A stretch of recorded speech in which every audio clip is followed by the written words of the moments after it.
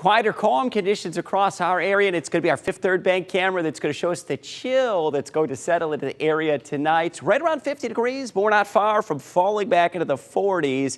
As we go through the next couple of hours, it is going to be quite chilly and brisk into the morning tomorrow. We have 54 in Ottawa, 52 in Napoleon, upper 40s. That showed up for a few areas across southern Michigan. Now, I do expect we're going to be dry tonight outside of a sprinkle or two that's trying to show up toward our lakeshore areas. Not going to be anything that's going to be widespread, but here it comes. The cooler air that's going to be coming in up to the north. There's some freeze warnings and frost advisories in effect for parts of Michigan, and I do expect it is going to turn colder the next couple of days.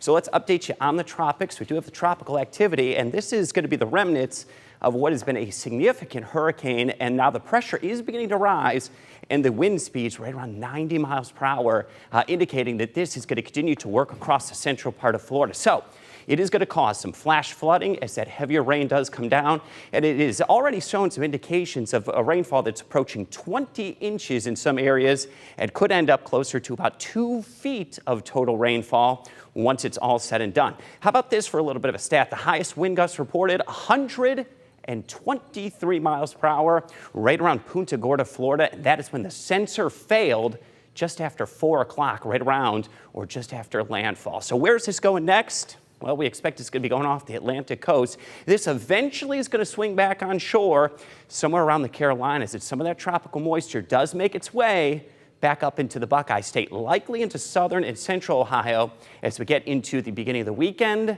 Our only impacts likely to be some cloud cover. So here's what we got in our hour-by-hour forecast. Back to the upper 40s tomorrow morning. It is going to be cool and brisk with the brighter skies and sunshine. We do reach back into the 60s for tomorrow afternoon. Cool again into Friday morning.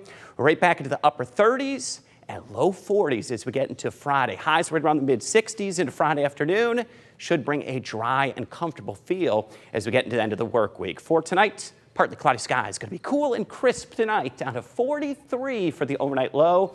May get a few areas back closer to that 40-degree mark. So brighter skies into the afternoon tomorrow, right through the upper 50s and into the low 60s. And I expect your extended forecast will show bright skies and sunshine Thursday, Friday, and into the weekend, Saturday and Sunday. Right around the upper 60s for the end of the weekend, and likely to stay dry as Ian misses us just to the south and to the east through at least early next week. The only chance of any showers out there in the 10-day forecast toward Thursday of next week. Our first full week of October looking mainly dry.